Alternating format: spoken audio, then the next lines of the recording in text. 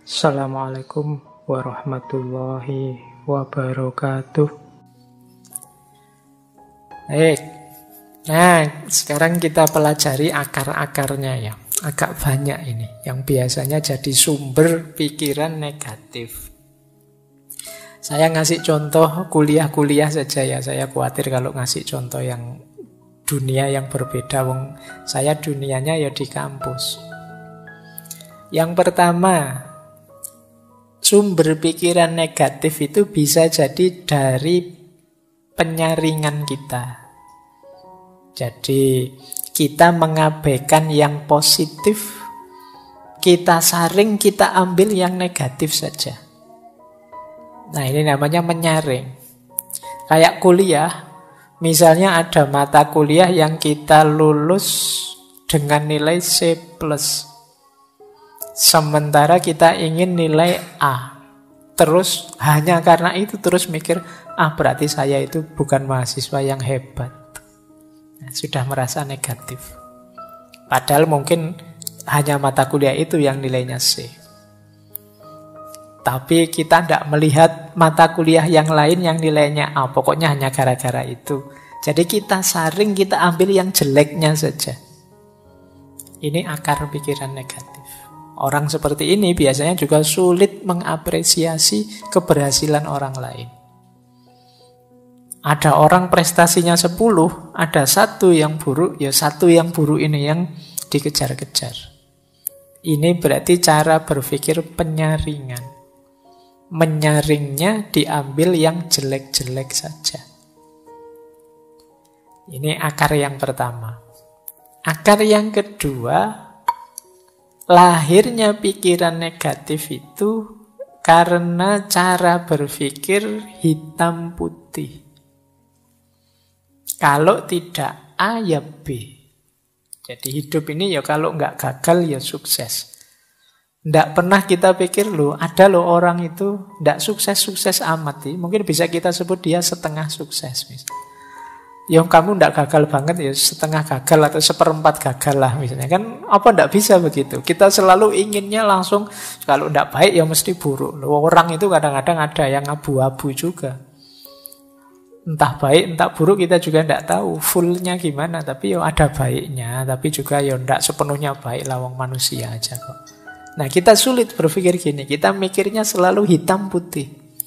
Kamu anak soleh apa anak mursal misalnya. Itu kok hanya dua itu. Wong alternatifnya bisa banyak. Jadi kamu boleh kok bilang, Pak, saya itu anak seperempat soleh, Pak. Jadi yang 3/4-nya masih agak mursal, tapi ya lumayan lah ada seperempatnya. Ini kan bisa saja orang begitu. Jadi, saya itu ya kalau sholat, puasa yang wajib-wajib ya rajin, Pak. Tapi ya bohong juga masih sering. Nah, ini kan tidak bisa pure putih, tidak bisa pure hitam. Tapi orang yang berpikirnya serba hitam putih itu sering terjebak ini. Karena dia tendensinya negatif ya terus. Kalau tidak putih pasti hitam. Nah, kalau tidak A pasti B. Ini membuat orang kemudian pikirannya jadi negatif. Baik. Yang ketiga, generalisasi berlebihan. Hanya karena melihat temannya yang satu ini datang kuliah telat, langsung dijudge, dasar kamu mahasiswa males. Padahal itu ya baru saat itu saja telat. Tapi dari hanya sekali itu kita simpulkan untuk semuanya. Ini namanya generalisasi berlebihan. Kadang juga untuk dirinya sendiri. Aku ini memang orang yang tidak jelas misalnya. Yang ngomong awake dhewe. Padahal mungkin hanya dari satu fakta. Hanya sekedar lupa naruh kunci misalnya. Itu dirinya sendiri dimaki-maki. Dasar bodoh, dasar orang pelupa. Ini namanya over generalisasi. Apa ya sih hanya karena itu saja kok. Besok lupa lagi kunci, tambah kamu marahi lagi. Sekarang sudah benar memang aku ini orangnya pelupa padahal belum tua. Masih muda kok sudah pikun. Aku ini kok dimarah-marahi sendiri dirinya. Ini jenis negative thinking. Jadi mikirmu serba negatif. Kalau yang positif kan tidak sedasar itu. Oh, kuncinya ketinggalan. Biasa manusia itu tempatnya salah dan lupa. Besok ketinggalan lagi. Biasa manusia itu salah dan lupa. Jadi argumennya sama, cuma intonasinya yang agak berbeda. Nanti hari ketiga ketinggalan lagi. Biasa masih. Roto abot wisan. Jadi biar positif, jadi tidak negatif thinking. Baik, jadi ini akar, 3 akar yang pertama ya. Menyaring yang negatif saja, berpikirnya hitam putih, atau mengeneralisasi berlebihan. Hati-hati, gaya berpikir ini sering menjebak kita pada cara berpikir negatif.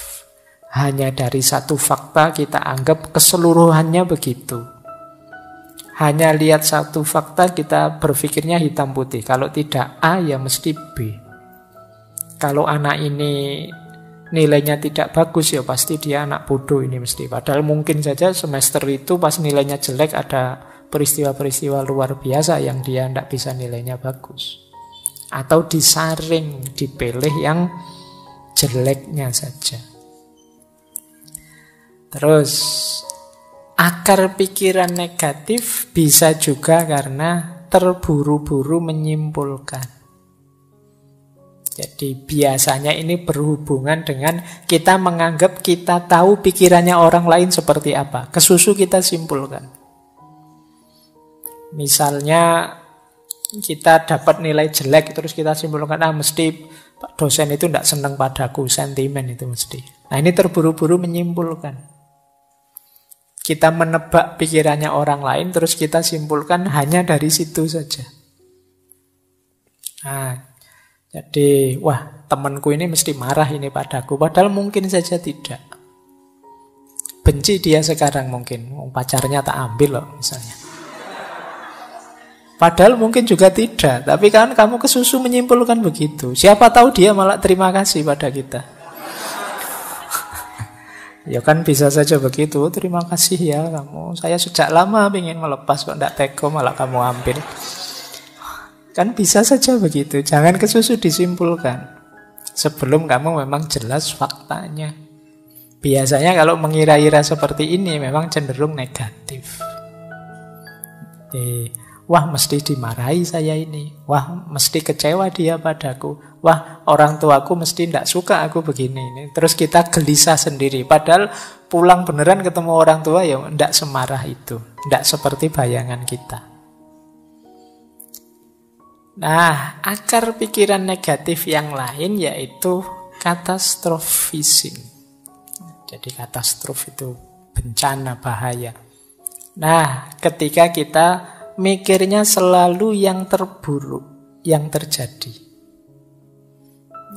Ujiannya belum, tapi kita sudah merasa, mesti semester ini jatuh nilaiku, mesti jatuh nilaiku. Nah, ini katastrofisme. Yang dibayangkan alternatif paling jeleknya. Mau ngaji filsafat sudah mikir, mesti aku tidak paham, tidak ngerti, filsafat itu berat. Sejak awal sudah nganggep berat, ya mesti aja ya. Seperti tadi kita ditentukan oleh pikiran kita. Ya berat beneran akhirnya. Ini cara berpikir katastrofisme. Jadi mikirnya negatif terus. Yang jelek-jelek, yang berat-berat. Yang terjadi akhirnya ya itu.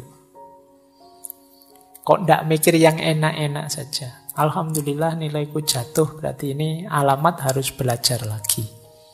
Alhamdulillah masih diberi kesempatan untuk belajar lagi. Nah misalnya. Jadi ngambil sudut positifnya.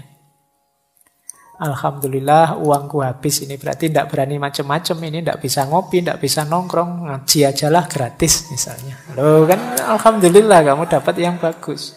Jadi mikir sudut positifnya. Coba uangku masih banyak, mikir kemana-mana, jalan-jalan di mall, jajan macam-macam. Tapi karena uangnya habis, ngaji saja, berdoa, minta rezeki sama Allah. Lumayan agak dekat sama Allah. Diberi sakit juga begitu. Tidak harus negative thinking. Alhamdulillah ada sakitnya, ada remnya lumayan buat alasan tidak masuk kuliah. Nah, Jadi berpikir selalu ambil sudut positifnya. Ada juga akar pikiran negatif itu personalisasi. Personalisasi itu kita merasa bahwa kitalah yang mempengaruhi situasi. Seolah-olah kita yang bisa mempengaruhi apa yang terjadi di sekeliling kita. Ini salah saya, ini karena saya. Kadang-kadang nonton bulu tangkis saja mikirnya, kalau saya nonton mesti kalah itu. Ya, mungkin kalian nonton sepak bola juga begitu. Aku enggak nonton, kalau saya nonton kalah mesti loh. Padahal itu ya apa faktornya karena dirimu yang nonton, ya memang kenyataannya begitu.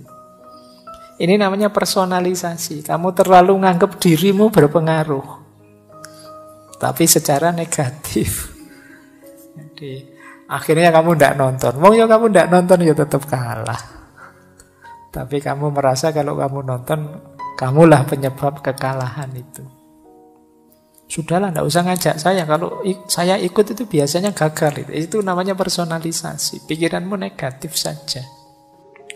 Oke, untuk malam hari ini saya cukupkan sekian dulu. Mohon maaf kalau ada yang kurang berkenan, mungkin 1-2 kekurangan apa, mohon dimaklumi. Kalau ada kekhilafan, kealpaan yang teman-teman ngerti benernya seperti apa, ya silahkan disampaikan. Kurang lebihnya mohon maaf. Wallahul muwaffiq, wallahu a'lam bissawab. Wassalamualaikum warahmatullahi wabarakatuh.